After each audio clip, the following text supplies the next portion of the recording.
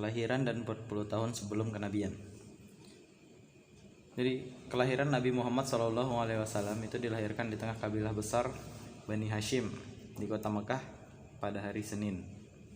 Lebih tepatnya dia lahir di pagi hari, tanggal 9 Rabiul Awal pada tahun tragedi pasukan gajah, atau 40 tahun dari berlakunya penguasaan Kisra Anushirwan. Juga bertepatan dengan tanggal 20 atau 22 April tahun 571 Masehi, sesuai dengan analisis seorang ulama besar, Muhammad Sulaiman Al-Mansurfuri, dan seorang astrolog, Mahmud Pasha. Ibnu Sa'ad meriwayatkan bahwa ibunda Rasulullah SAW pernah menceritakan, ketika aku melahirkannya, dari farajku keluarlah cahaya yang karenanya istana-istana negeri Syam tersinari. Imam Ahmad Ad-Darimi dan periwayat selain keduanya juga meriwayatkan versi yang hampir mirip dengan riwayat tersebut. Sumber lainnya menyebutkan telah terjadi irosat atau tanda-tanda awal yang menunjukkan akan diutusnya Nabi ketika kelahiran beliau SAW. Di antaranya jatuhnya 14 beranda istana kekaisaran Persia. Terus ada juga padamnya api yang biasa disembah oleh kaum Majusi dan robohnya gereja-gereja di sekitar Danau Sawah setelah airnya menyusut. Riwayat tersebut dilansir oleh At-Tabari, Al-Baihaqi dan lainnya, namun tidak memiliki sanad yang valid. Setelah beliau SAW dilahirkan, ibundanya mengirim utusan ke kakeknya, Abdul Muthalib, untuk memberitahukan kepadanya berita gembira kelahiran cucunya tersebut. Kakeknya langsung datang dengan sukacita dan memboyong cucunya tersebut masuk ke Ka'bah, berdoa kepada Allah dan bersyukur kepadanya. Kemudian Abdul Muthalib memberinya nama Muhammad. Padahal nama seperti ini tidak populer ketika itu di kalangan bangsa Arab. Dan pada hari ke-7 kelahirannya, Abdul Muthalib mengkhitan beliau sebagaimana tradisi yang dilakukan dari kalangan bangsa Arab. Lalu wanita pertama yang menyusui beliau SAW setelah ibundanya adalah Suwaibah. Wanita ini merupakan budak dari Abu Lahab yang saat itu juga tengah menyusui bayinya yang bernama Masruh. Sebelumnya, dia juga telah menyusui Hamzah bin Abdul Muthalib, kemudian menyusui Abu Salamah bin Abdul Asad Al-Makhzumi setelah menyusui beliau SAW. Lalu selanjutnya masuk ke bagian di perkampungan kabilah Bani Sa'ad. Tradisi yang berlaku di kalangan bangsa Arab yang tinggal di kota adalah mencari para wanita yang telah menyusui bayi-bayi mereka sebagai tindakan preventif terhadap tersebarnya penyakit-penyakit iklim perkotaan. Hal itu mereka lakukan agar tubuh bayi-bayi mereka kuat, berotot kekar, dan mahir berbahasa Arab sejak masa kanak-kanak. Oleh karena itu, Abdul Muthalib mencari wanita-wanita yang dapat menyusui Rasulullah SAW. Dia akhirnya mendapatkan seorang wanita penyusu dari kabilah Bani Sa'ad bin Bakr yang bernama Halimah binti Abu Dhaib. Suami wanita ini bernama Al-Harith bin Abdul Uzza yang berjuluk Abu Khabsyah, yang juga berasal dari kabilah yang sama. Dengan begitu, di sana Rasulullah SAW memiliki banyak saudara sesusuan, yaitu Abdullah bin Al-Harith, Anisah binti Al-Harith, Hudzafah atau Juzamah binti Al-Harith. Juzamah binti Al-Harith ini yang mendapat julukan Asyaima, atau julukan yang lebih populer ketimbang namanya. Lalu Halimah merawat Rasulullah SAW serta Abu Sufyan bin Al-Harith bin Abdul Muthalib, saudara sepupu Rasulullah SAW. Paman beliau SAW, Hamzah bin Abdul Muthalib, juga disusui di tengah kabilah Bani Sa'ad bin Bakr. Suatu hari, ibu susuannya menyusui Rasulullah SAW. Saat beliau berada di sisi ibu susuannya, Halimah dengan demikian Hamzah merupakan saudara susuannya Rasulullah SAW dari dua pihak, yaitu Suwaibah dan Halimah bin As-Sa'diyah. Halimah merasakan adanya keberkahan dari kehadiran Rasulullah SAW yang membuatnya berkisah aneh-aneh tentang dirinya. Untuk itu, baiklah kita biarkan dia mengisahkan sendiri secara rinci. Abu Ishaq pernah berkata, Halimah pernah berkisah bahwasannya suatu ketika dia pergi bersama suami dan bayinya yang masih kecil dan masih disusui bersama rombongan para wanita dari kalangan Bani Sa'ad bin Bakr yang sama-sama tengah mencari bayi-bayi yang akan disusui. Halimah berkisah, ketika itu sedang musim paceklik, di mana kami sudah tidak lagi membawa apa-apa. Lalu aku pergi dengan mengendarai seekor keledai betina berwarna putih kehijauan milikku. beserta seekor unta yang sudah tua. Demi Allah, tidak setetes pun susu yang dihasilkannya. Kami juga tidak bisa melewati malam dengan tidur pulas lantaran tangis bayi yang kami susui karena kelaparan, sedangkan air susu di payudaraku tidak mencukupi. Begitu juga dengan air susu unta tua kami tersebut sudah tidak berisi. Akan tetapi, kami selalu berharap pertolongan dan jalan keluar. Selanjutnya aku pergi dengan mengendarai keledai betina milikku yang sudah tidak kuat lagi untuk meneruskan perjalanan. Sehingga hal ini membuat rombongan kami merasa kesulitan akibat letih dan kondisi kekeringan yang melilit. Akhirnya kami sampai juga di Mekah untuk mencari bayi-bayi yang akan disusui tersebut. Tidak seorang wanita pun di antara kami ketika ditawarkan kepadanya untuk menyusui Rasulullah SAW melainkan menolaknya bila diberitahu perihal kondisi beliau yang yatim. Sebab tujuan kami dalam tanda kutip rombongan wanita penyusu tadi hanya mengharapkan imbalan materi dari orang tua si bayi, sedangkan beliau SAW bayi yang yatim. Apa gerangan yang dapat diberikan oleh ibu dan kakeknya buat kami? Kami semua tidak menyukai Rasulullah SAW karena hal itu. Akhirnya semua wanita penyusu yang bersama aku mendapatkan bayi susuan kecuali aku. Tatkala kami semua sepakat akan berangkat pulang, aku berkata kepada suamiku, "Demi Allah, aku tidak sudi pulang bersama teman-temanku tanpa membawa seorang bayi susuan. Demi Allah, aku tidak akan pergi ke rumah bayi yatim tersebut dan akan mengambilnya menjadi bayi susuanku." Lalu suamiku berkata, "Tidak mengapa bila kamu melakukan hal itu. Mudah-mudahan Allah menjadikan kehadirannya di tengah kita sebagai sesuatu keberkahan." Akhirnya aku pergi ke rumah beliau SAW dan membawanya serta. Sebenarnya motivasiku membawanya serta hanyalah karena aku tidak mendapatkan bayi susuan selain beliau. Halimah pun melanjutkan, "Setelah itu aku kembali dengan membawanya menuju tungganganku. Ketika dia kubaringkan di pangkuanku, kedua susuku seakan-akan menyongsongnya untuk menyusuinya seberapa dia suka. Dia pun menyusu hingga kenyang, dilanjutkan kemudian oleh saudara susuannya hingga kenyang pula.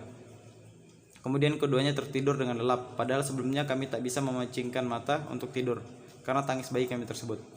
Suamiku memeriksa unta tua milik kami dan ternyata susunya sudah berisi. Lalu dia memerahnya untuk diminum. Lalu dia meminum dan aku juga ikut minum hingga perut kami kenyang. Dan malam itu adalah malam tidur terindah yang pernah kami rasakan, di mana kami tidur dengan lelap." Jadi meskipun Halimah ketika itu tidak sengaja atau tidak bermaksud benar-benar untuk mengambil Rasulullah SAW sebagai anak susuannya, meskipun begitu setelah diambil oleh Halimah mendapatkan banyak sekali keberkahan. Mulai dari yang tadi itu unta tua miliknya sudah tidak bisa mengeluarkan susu lagi, tapi semenjak dia mengambil Rasulullah SAW sebagai anak susuannya, unta tuanya kembali mengeluarkan susu. Bahkan yang sebelumnya, payudaranya tidak bisa mengeluarkan susu lagi, ketika Rasulullah SAW ingin menyusu, seakan-akan susu di payudaranya sudah terisi kembali, sehingga Rasulullah SAW bisa menyusu sampai kenyang. Lalu lanjut ke kisah. Pada pagi harinya, suamiku berkata kepadaku, "Demi Allah, tahukah kamu wahai Halimah, kamu telah mengambil manusia yang diberkahi." Lalu aku pun membalas, "Demi Allah, aku berharap demikian." Kemudian kami pergi lagi. Aku menunggangi keledai betinaku dan membawa serta beliau Rasulullah SAW di atasnya. Demi Allah, keledai betinaku tersebut sanggup menempuh perjalanan yang tidak sanggup dilakukan oleh unta-unta merah mereka. Sehingga teman-teman wanitaku dengan penuh keheranan berkata kepadaku, "Wahai putri Abu Dhu'aib, ada apa denganmu? Kasihanilah kami. Bukankah keledai ini yang dulu engkau tunggangi ketika pergi?" Aku menjawab, "Demi Allah, inilah keledai yang dulu itu." Mereka berkata, "Demi Allah, pasti ada sesuatu pada keledai ini." Kemudianlah sampaikanlah kami di tempat tinggal kami di perkampungan kabilah Bani Sa'ad. Sepanjang sepengetahuanku, tidak ada di bumi Allah yang lebih tandus darinya. Sejak kami pulang dengan membawa Muhammad SAW, kambingku tampak dalam keadaan kenyang dan air susunya banyak sehingga kami dapat memerahnya dan meminumnya. Padahal orang-orang tidak mendapatkan setetes air susu pun di puting susu kambing. Kejadian ini membuat kaumku yang bermukim berkata kepada para pengembala mereka, "Celakalah kalian, pergilah, ikuti kemana saja pengembala kambing putri Abu Dhu'aib mengembalakan kambingnya." Meskipun demikian, realitasnya kambing-kambing mereka tetap kelaparan dan tidak mengeluarkan air susu setetes pun, sedangkan kambingku selalu kenyang dan banyak air susunya. Jadi orang-orang Bani Sa'ad tuh heran, kenapa ini kambing ibu susuannya Rasulullah ini kenapa banyak sekali susunya, di saat kambing-kambing mereka tidak mengeluarkan susu setetes pun. Jadi mereka coba untuk mengikuti kemanapun kambing ibu susuan Rasulullah SAW itu makan, supaya bermaksud kalau kambingnya dia bisa mengeluarkan susu, berarti kambing-kambing juga akan bisa mengeluarkan susu. Tapi pada akhirnya kambing-kambing Bani Sa'ad tidak bisa mengeluarkan susu kecuali kambing dari ibu susuannya Rasulullah SAW. Lalu ibu susunya Rasulullah SAW berkata, demikianlah kami selalu mendapatkan tambahan nikmat dan kebaikan dari Allah, hingga tak terasa 2 tahun pun berlalu dan tiba waktuku untuk menyapinya. Dia tumbuh berkembang tidak seperti kebanyakan anak-anak sebayinya, sebab sebelum mencapai usia 2 tahun dia sudah tumbuh dengan postur tubuh yang kuat. Halimah melanjutkan, akhirnya kami mengunjungi ibunya, dan dalam hati yang paling dalam kami sangat berharap dia masih bisa berada di tengah keluarga kami karena keberkahan yang kami rasakan sejak keberadaannya tersebut. Kemudian kami membujuk ibunya. Aku berkata kepadanya, kiranya Anda sudi membiarkan anak ini bersamaku lagi hingga dia besar, sebab aku khawatir dia terserang penyakit menular yang biasa menjangkiti kota Mekah. Kami terus memelas kepadanya hingga dia bersedia mengembalikannya untuk tinggal bersama kami lagi. Jadi begitulah, banyak sekali hikmah yang bisa kita ambil dari kehidupan Rasulullah SAW. Cuma beliau saja satu-satunya manusia di dunia ini yang setiap aspek kehidupannya itu adalah keajaiban. Dan tidak heran kalau misalnya kita sebagai umat Islam mengambil beliau sebagai suri tauladan atau contoh dalam kehidupan kita sehari-hari. Terus kita lanjut ke kisah selanjutnya, yaitu ketika pembelahan dada Rasulullah SAW yang pertama oleh malaikat Jibril. Nah, dari cerita di atas tadi kan kita sudah simpulkan kalau misalnya Rasulullah SAW tetap tinggal bersama ibu susuannya yang bernama Halimah tadi. Beliau tetap tinggal di perkampungan kabilah Bani Sa'ad hingga terjadinya peristiwa dibelahnya dada beliau ketika berusia 4 atau 5 tahun. Imam Muslim meriwayatkan dari Anas bahwasanya Rasulullah SAW didatangi oleh Jibril saat beliau tengah bermain bersama teman-teman sebayanya. Jibril menangkap dan merebahkan beliau di atas tanah, lalu membelah jantungnya, kemudian mengeluarkannya. Dari jantung ini dikeluarkan segumpal darah. Jibril berkata, ini adalah bagian setan yang ada pada dirimu. Nah, dalam tanda kutip, kalau misalnya bagian ini tetap ada, setan tadi dapat memperdayai Nabi Muhammad SAW. Kemudian Jibril mencuci jantung Nabi Muhammad tersebut dengan air zam-zam di dalam baskom yang terbuat dari emas, lalu memperbaikinya dan menaruhnya di tempat semula. Teman-teman sebayinya tersebut berlarian mencari ibu susuannya seraya berkata, Muhammad telah dibunuh. Lalu akhirnya semua orang beramai-ramai menghampirinya dan menemukan dengan rona muka yang sudah berubah.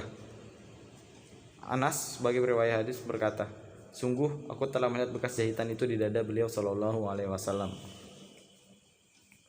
Lalu kisah berikutnya adalah ketika Nabi Muhammad kembali ke pangkuan ibunda dan amat mengasihi.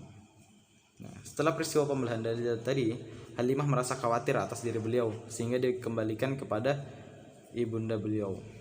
Beliau SAW tinggal bersama ibundanya sampai berusia 6 tahun. Sebagai bentuk kesetiaannya, Aminah memandang perlu untuk menziarahi kuburan suaminya di Yathrib di Madinah. Untuk itu, dia keluar dari Mekah dengan menempuh perjalanan yang mencapai 500 km bersama anaknya yang masih kecil, Muhammad SAW, pembantunya Ummu Aiman dan mertuanya, Abdul Muthalib. Setelah tinggal selama sebulan di sana, dia pulang ke Mekah, akan tetapi di tengah perjalanan dia terserang sakit, sehingga akhirnya meninggal di dunia di suatu tempat bernama Abwa, yang terletak di antara Mekah dan Madinah. Nanti kisah ketika beliau mengunjungi makam ibundanya sampai beliau menangis sangat terisak-isak akan kita bahas juga di pertemuan-pertemuan berikutnya. Lalu kita lanjut ke kisah di pangkuan sang kakek nan amat menyayangi. Setelah ibunya meninggal tadi itu, Rasulullah SAW kembali dibawa ke kota Mekah oleh kakeknya. Perasaan kasih terhadap sang cucu yang yatim semakin bertambah di sanubarinya, dan hal ini ditambah lagi dengan adanya musibah baru yang seakan menggores luka lama yang belum sembuh betul. maka ibalah dia terhadapnya. Sebuah perasaan yang tak pernah dia tumpahkan kepada seorang pun dari anak-anaknya. Dia tidak lagi membiarkan cucunya tersebut hanyut dengan kesendirian yang terpaksa harus dialaminya, bahkan dia lebih mengedepankan kepentingannya daripada kepentingan anak-anaknya. Ibnu Hisham pernah berkata, biasanya sudah terhampar permadani yang dihamparkan untuk Abdul Muthalib di bawah naungan Ka'bah. Lalu anak-anaknya duduk di sekitar permadani tersebut hingga ia datang. Tak seorang pun dari anak-anaknya tersebut yang berani duduk di situ sebagai rasa hormat terhadapnya. Namun Rasulullah SAW pernah suatu ketika saat beliau berusia sekitar 2 tahun datang dan langsung duduk di atas permadani tersebut. Maka paman-pamannya serta-merta mencegahnya agar tidak mendekati tempat itu. Ketika melihat tindakan anak-anaknya itu, Abdul Muthalib berkata kepada mereka, "Jangan kau ganggu cucuku.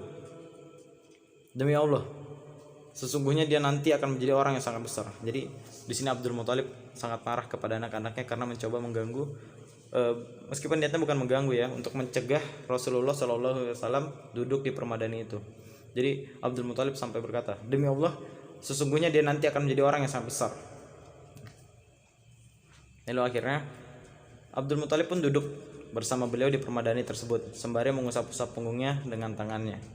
Dia merasa senang dengan kelakuan cucunya tersebut. Saat beliau berusia 8 tahun, 2 bulan 10 hari, kakek beliau meninggal dunia di kota Mekah. Sebelum meninggal, dia memandang bahwa selayaknya dia menyerahkan tanggung jawab terkait cucunya tersebut kepada paman beliau, Abu Thalib, saudara kandung dari ayahanda beliau. Nah, lalu selama di pangkuan Abu Thalib, Abu Thalib melaksanakan amanah yang diembankan kepadanya untuk mengasuh keponakannya dengan sebaik-baiknya dan menggabungkan beliau dengan anak-anaknya. Dia bahkan mendahulukan kepentingannya ketimbang kepentingan mereka atau anak-anak dari Abu Thalib tadi. Dia juga mengistimewakannya dengan penghormatan dan penghargaan. Perlakuan tersebut terus berlanjut hingga beliau Shallallahu Alaihi Wasallam berusia di atas 40 tahun. Pamannya masih tetap memuliakan beliau, membentangkan perlindungan terhadapnya, menjalin persahabatan ataupun mengobarkan permusuhan dalam rangka membelanya. Dan sekilas tentang hal itu nanti akan kita paparkan tentang pembahasannya tersendiri. Lalu kita lanjut ke kisah tentang dengan judul meminta hujan turun berkat kedudukan beliau. Jadi Ibnu Asakir meriwayatkan hadis dari Jalhumah bin Urfatah. Nah, dia pernah berkata, ketika aku datang ke Mekah, mereka sedang mengalami musim paceklik, dalam tanda kutip musim yang tidak ada turunnya hujan sama sekali. Nah, di musim itu lantas orang-orang Quraisy berseru, "Wahai Abu Thalib, air lembah telah mengering dan kemiskinan merajalela. Untuk itu mari kita meminta agar diturunkan hujan." Kemudian Abu Thalib keluar dengan membawa seorang anak yang laksana matahari yang diselimuti oleh awan tebal pertanda hujan lebat akan turun, yang darinya muncul kabut tebal, dan di sekitarnya terdapat sumber mata air sumur. Lalu Abu Thalib memegang anak tersebut, menyandarkan punggungnya ke Ka'bah, serta menaunginya dengan jari jemarinya dari panasnya matahari. Ketika itu tidak ada gumpulan awan sama sekali. Namun tiba-tiba awan datang dari sana sini, kemudian turunlah hujan dengan lebatnya sehingga lembah mengalirkan air dan lahan-lahan tanah menjadi subur. Mengenai peristiwa ini, Abu Thalib menyinggung dalam rangkaian baitnya. Dan bocah yang putih, sang penolong anak-anak yatim dan pelindung para janda. Melalui kedudukannya lah hujan diharapkan turun. Jadi saat itu Rasulullah SAW yang dimaksud anak di sini itu diangkat oleh Abu Thalib, didudukkan di sebelah Ka'bah dan dinaungi oleh tangan beliau. Jadi ketika itu akhirnya awan-awan hujan pun berkumpul dan hujan pun turun dengan pertanda kenabian dari Nabi Muhammad SAW. Nah, lalu kita masuk ke kisah Nabi Muhammad SAW bersama sang rahib Bahira. Nah, kisah ini sudah cukup masyhur ya, mungkin di telinga kita semua. Jadi kisah ini ketika Rasulullah SAW berusia 12 tahun. Nah, ada juga riwayat lain yang berkata Rasulullah SAW berusia 12 tahun 2 bulan 10 hari. Nah, pamannya Abu Thalib membawanya serta berdagang ke negeri Syam hingga mereka sampai di suatu tempat bernama Busra yang masih termasuk ke dalam wilayah Syam dan merupakan ibu kota Hauran. Ketika itu Syam merupakan ibu kota negeri-negeri Arab yang masih mengadopsi undang-undang Romawi. Di negeri inilah dikenal seorang rahib atau pendeta yang bernama Bohiro. Ada yang mengatakan nama aslinya adalah Jarjis. Nah, ketika rombongannya tiba, dia langsung menyongsong mereka padahal sebelumnya dia tidak pernah melakukan hal itu. Kemudian berjalan di sela-sela mereka hingga sampai kepada Rasulullah SAW. Lalu memegang tangannya sembari berkata, "Inilah penghulu alam semesta. Inilah utusan Rabb alam semesta. Dia diutus oleh Allah sebagai rahmat bagi alam semesta ini." Lalu Abu Thalib dan pemuka para kaum Quraisy ini bingung. Kenapa Bahira ini tiba-tiba kayak begini? Lalu akhirnya mereka pun bertanya kepada Bahira, "Bagaimana Anda tahu hal itu?" Bahira menjawab, "Sesungguhnya ketika kalian muncul dan naik dari berbukitan, tidak satu pun dari bebatuan ataupun pepohonan melainkan bersujud kepadanya. Dan keduanya tidak akan bersujud kecuali terhadap seorang nabi. Sesungguhnya aku dapat mengetahuinya melalui tanda kenabian yang terletak pada bagian bawah tulang rawan pundaknya yang berbentuk seperti apel. Sesungguhnya kami mengetahui hal itu dari kitab suci kami." Dan jadi sebenarnya para pendeta pun mengerti kalau misalnya Nabi Muhammad itu adalah seorang nabi. Tapi mayoritas dari mereka tidak mau mengakuinya, sama juga dengan orang-orang Yahudi. Makanya yang dimaksud ada tafsir yang yang mengartikan kalau misalnya orang-orang yang dimurkai dalam Quran surah Al-Fatihah ayat terakhir itu merupakan kaum Yahudi dan juga para ahli kitab terdahulu yang tidak mau menerima kenabian Rasulullah SAW. Nah, lanjut cerita, sang rahib mempersilahkan mereka dan menjamu mereka secara istimewa. Setelah itu dia meminta Abu Thalib agar memulangkan keponakannya tersebut ke Mekah dan tidak membawanya serta ke Syam, sebab khawatir bila tertangkap oleh orang-orang Romawi dan Yahudi, takutnya nanti Rasulullah SAW bakal dibunuh. Karena orang-orang Romawi dan Yahudi saat itu sangat tidak terima kalau misalnya Nabi terakhir itu tidak dilahirkan dari kaumnya mereka. Karena mereka itu sangat berharap kalau misalnya Nabi terakhir itu diturunkan di kaumnya mereka atau Bani Israel, kurang lebihnya seperti itu. Nah, akhirnya pamannya beliau pun Abu Thalib tadi mengirimnya pulang bersama sebagian anaknya ke Mekah.